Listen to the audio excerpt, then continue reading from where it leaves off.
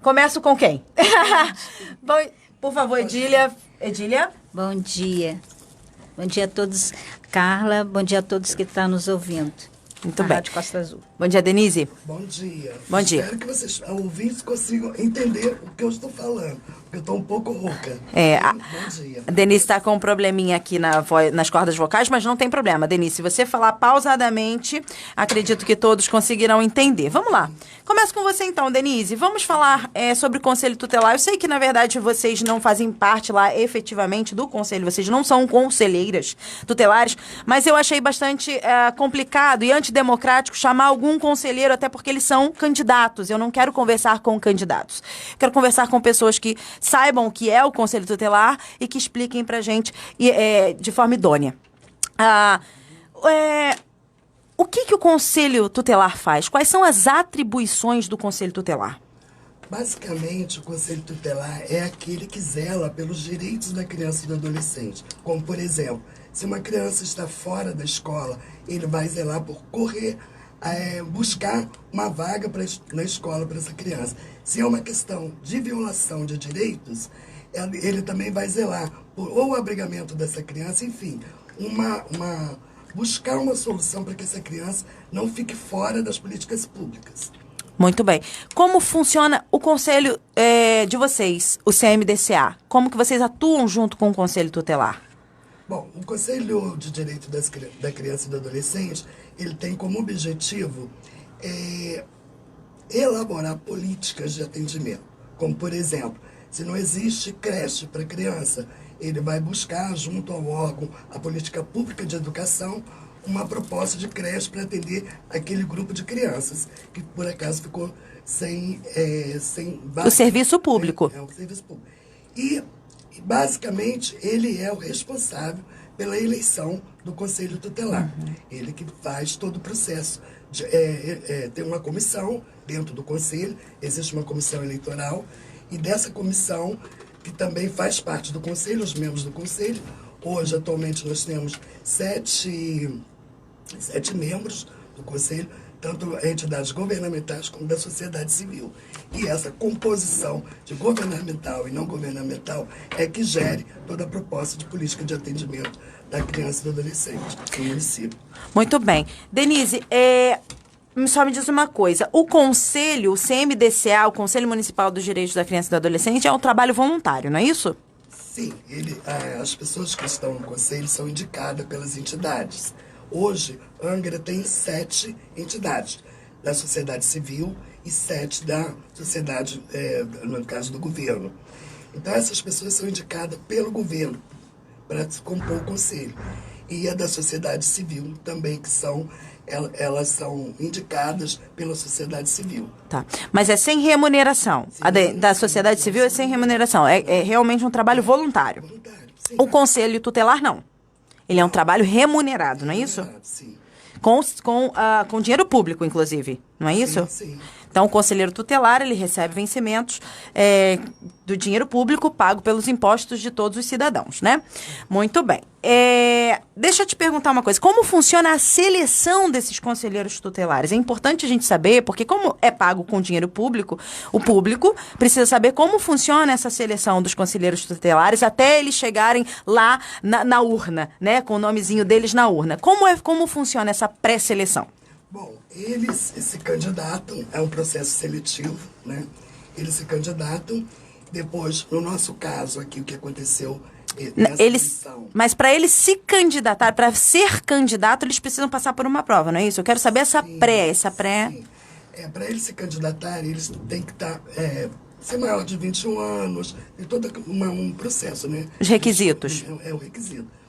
E depois ele passa por uma prova, no nosso caso aqui ele passou por uma prova, aliás, por todos os conselhos, eles passam por uma prova, e depois dessa prova eles vão que até então essa prova nem era exigida, hoje é exigido que eles passem por uma prova, né, e depois dessa prova eles vão ao pleito, né, vão para a eleição propriamente dita, e depois eles vão... passa a exercer o cargo, que no nosso caso aqui em Angra também, nós vamos ter uma prova após a seleção dessas 5 pessoas. né? Tá, como é que funciona? Então, na verdade, eles fazem uma prova antes da votação. Se eles não passarem nessa prova, e essa prova consiste em conhecimentos do ECA, do Estatuto da Criança e do Adolescente, não é isso? Constituição, ECA e português. Constituição, Minimamente, né? Constituição, ECA e português. São as disciplinas da prova. Muito bem. Se não passar nessa prova, descartado. Está eliminado, ok. Se passar na prova, aí eles passam pelo pleito. Certo. Me corrija se eu estiver errado. Aí a votação. Aí os 5 que forem mais votados passam por esse outro processo. E aí, o que acontece? Eles têm outra prova, é isso? Sim, ele vai ter outra capacitação, não é outra prova, não. Então, peraí. Então, eles já estão escolhidos. Já estão escolhidos. Sim. 5 com mais votos já estão escolhidos e eles provavelmente serão os conselheiros tutelares. Porém, teremos, né, mais uma capacitação para esses 5. Então, na verdade, é uma capacitação, não é uma seleção. Não é mais seleção. Muito bem. A partir do momento que ele passou pelo voto, ele já está eleito. São os 5 mais bem votados, digamos assim, né? Muito bem. Eu estive pesquisando sobre conselhos tutelares no Brasil afora e eu vi que algumas cidades, além dessa prova, né, que tem essa disciplina do Estatuto da Criança e do Adolescente, Constituição e também português, além dessa pré-seleção escrita, existe uma pré-seleção psicológica. Porque é importante a gente falar que o trabalho do conselheiro tutelar não é um trabalho tão fácil assim como as pessoas imaginam.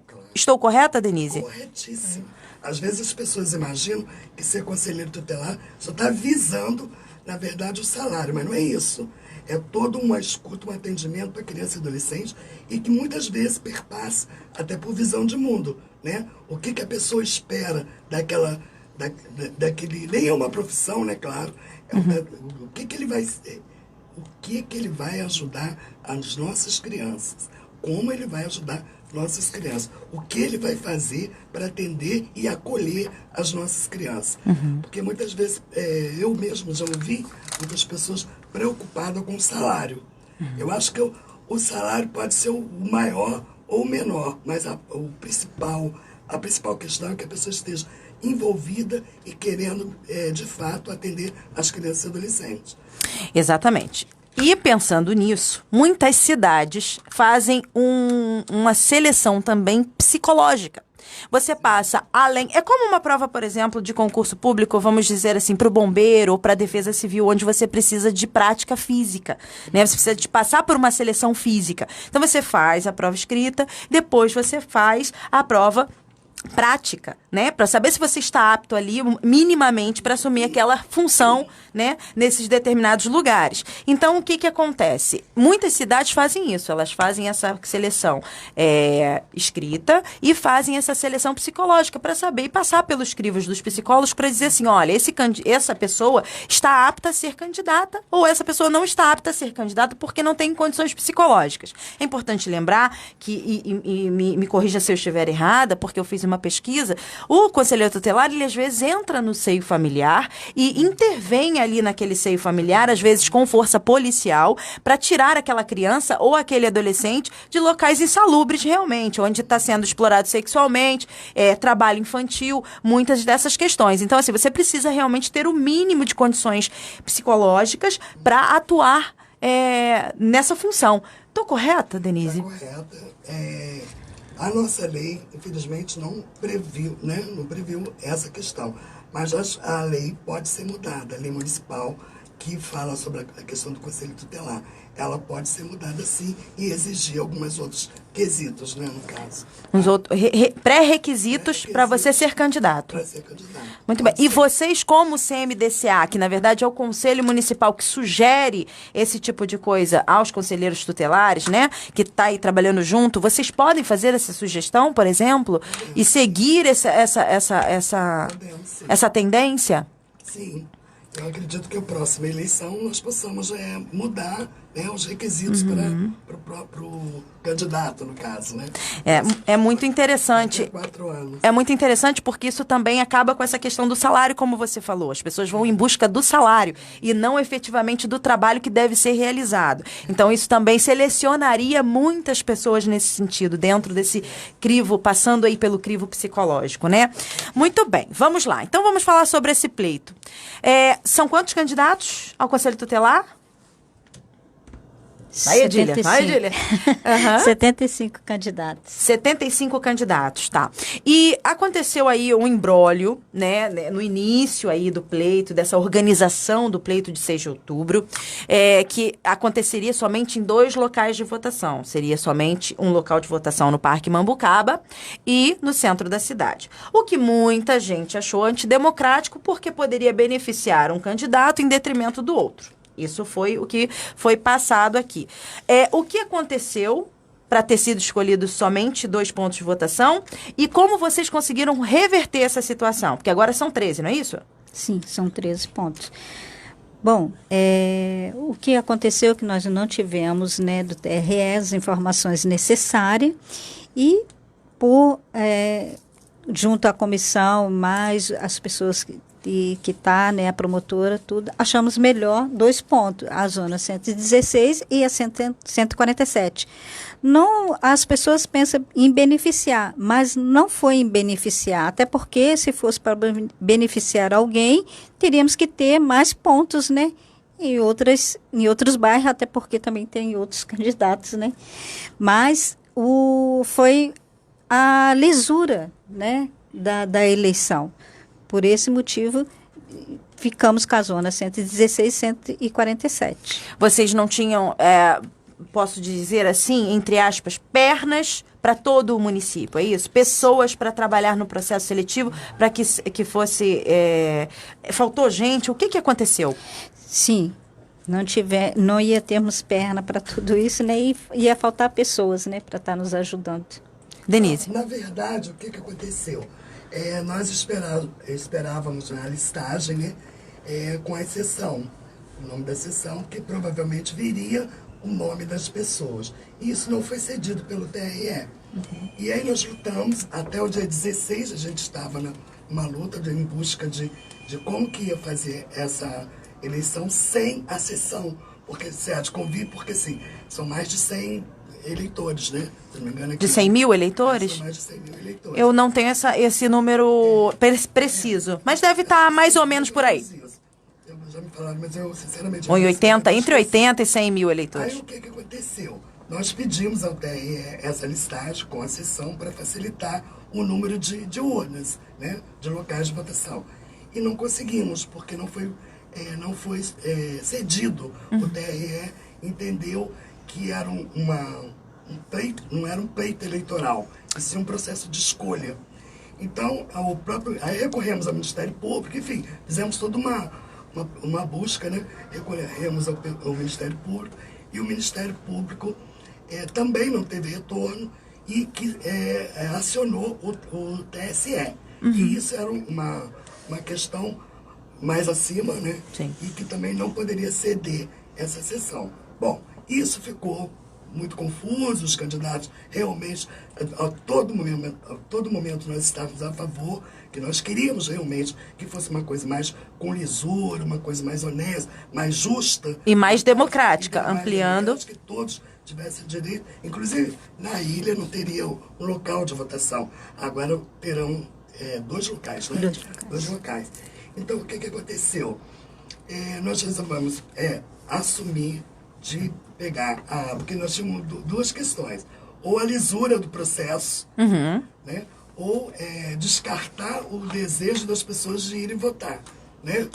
Então, o que nós fizemos? Pegamos a última listagem, que tem o número da sessão e da zona, e nós vamos dividir. As pessoas só vão poder votar com o título, que o título vai estar o número da sessão, e vamos ter 13 locais de votação. Então, com o título, porque até nem era necessário, obrigado. Só o documento com foto, né? Agora não, será necessário título eleitoral. Para a gente ver a sessão. Aí vai ter esses 13 pontos, né? Esses 13 pontos. Espalhados entre Garatucá e Parque Mambucaba. Isso, inclusive 2, como eu citei anteriormente. E na ilha também. Na ilha. E aí, claro, que ficou uma coisa mais democrática, mais justa, mais, né? Sim. E, então, é isso que aconteceu. Entendi. A outra questão é quem está fazendo isso é a Fundação Getúlio Vargas, não é? É uma empresa que quem está organizando toda essa votação é a Fundação Getúlio Vargas, é isso? Sim. todo esse processo, a Fundação Getúlio Vargas é que está propiciando, né? Nós estamos vendo a questão mais de documentos, essa coisa toda. Mas a Fundação Getúlio Vargas é que vai fazer todo o processo eleitoral. Nós estaremos lá no Conselho, o Conselho da Criança vai estar presente como fiscalizador, mas será a Fundação Getúlio Vargas é que vai fazer todo o processo eleitoral. Inclusive, a gente está solicitando que a pessoa que trabalhar como mesário ou qualquer outra função que tem nesse pleito, que não seja parente ou de alguém candidato. E isso a gente está prezando pela lisura do processo. Quem faz essa seleção de pessoas das pessoas que vão trabalhar no processo é a Fundação Getúlio Vargas. Muito bem. Essa Fundação Getúlio Vargas passou por um processo de licitação, ela foi paga com que recurso? Ela tem inegibilidade para fazer esse processo. Ela inclusive fez de Brasília. Se não me engano, acho que foi Brasília, se não me engano, São Paulo também, não tenho muita certeza, mas Brasília eu tenho certeza. Então ela já tinha uma experiência na área, por isso que ela foi contratada. Né? Mas passou por licitação? É um processo de inegibilidade, ela não fez licitação. Não fez licitação. Ela é específica para fazer esse tipo de serviço. E como é paga? Como foi paga a empresa? Com dinheiro, é um orçamento da prefeitura. É o orçamento do fundo da criança e do adolescente, é isso? Isso já é previsto de 4 anos dentro do orçamento da prefeitura. O gasto com essa empresa. O gasto com a eleição.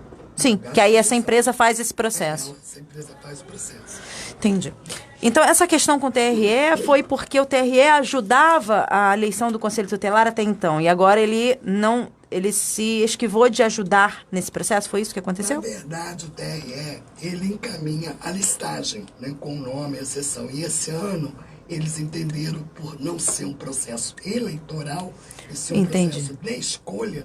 Não precisava dessa listagem, é isso? E não ia, estaria expondo, né, aos eleitores, né, o domicílio dos eleitores. Eles julgaram que não seria necessária essa listagem. Julgaram que não seria necessário. Muito bem. Então tá, vamos lá. Vamos recapitular aqui. Então, a eleição do Conselho Tutelar vai ser no dia 6 de outubro. São 13 pontos de votação entre Garatucaia e Parque Mambucaba. É necessário o título eleitoral, não somente um documento com foto, importante salientar isso, porque nos anteriores era só um documento com foto, agora não, vai ser necessário o título eleitoral. E então saiu encaminhado daqui também uma sugestão de uma pré-seleção psicológica para esses possíveis candidatos para as próximas eleições. Certo, meninas? Certo. Muito bem. Vocês têm alguma consideração final para falar sobre isso? Não, no momento não. Você tem... Edília, você gostaria de falar alguma coisa, alguma consideração? Nós temos alguns locais, né, que é de Garatucaia, a Parque Mambucaba. Onde estarão disponibilizados? A gente recebeu agora a pergunta de ouvinte, perguntando onde serão os locais. Onde as pessoas podem ter acesso a essa informação? Publicado amanhã no Boletim Oficial. Tá? A partir de amanhã será publicado no Boletim Oficial.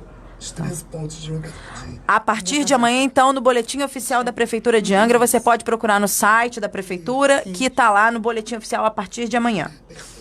Os 13 locais de votação. Então, é isso. Mais alguma coisa, Edília?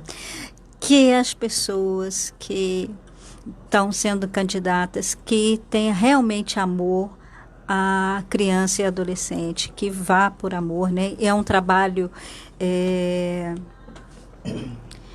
É um trabalho duro, mas também gratificante por ajudar aquela pessoa, né? Isso. Tirar aquela pessoa de alguma situação vexatória ou insalubre, né? Fala, Denise. Bom, eu quero ficar à vontade para falar sobre o seguinte. As pessoas precisam ter consciência de que é o papel do Conselho Tutelar. É muito grave, é muito sério, porque existem muitas crianças em situações gravíssimas, inclusive na nossa cidade, aliás, no país inteiro, mas que pensasse em primeiro lugar nas nossas crianças e nossos adolescentes. Tem criança morrendo, tem criança em abuso, exploração sexual. Não é um serviço fácil, é uma questão de consciência do trabalho que a pessoa vai exercer. É muito sério E a gente pede que essas pessoas que não tenham condições, que, aliás, que não votem nessas pessoas, né? Isso, pedir para o eleitor também ter consciência na hora de votar. Pense bem quem você está votando, porque é uma situação muito séria que nossas crianças e adolescentes estão vivendo nesse momento no país, ok? Muito bem, tá dado o recado então para você. Eu conversei aqui com Denise de Carvalho, vice-presidente do Conselho Municipal dos Direitos da Criança e do Adolescente, e também a Edília Carmo, presidente do CMDCA. Falaram um pouquinho sobre Conselho Tutelar, falaram sobre o processo agora eleitoral do dia 6 de outubro. Essa entrevista você confere no nosso site, costasufm.com.br. Muito obrigada pela sua audiência. Na quarta-feira, ainda sobre Conselho Tutelar, receberemos Célia Jordão, secretária de Ação Social, e também o procurador Alain, que aí é o responsável pela eleição agora do dia 6 de outubro. Vamos conversar com eles. Quarta-feira, então, te aguardo. Obrigada, até lá. Deixa eu só tirar uma foto de vocês. Fiquei muito louca. Não. Dava super pra escutar? Dava, super dava. Esse microfone é melhor. Ele tem mais Na hora que você alcance. acaba, nossa. Aninha, deixa eu só tirar. Deixa eu só botar pra você aí, pra você não ficar...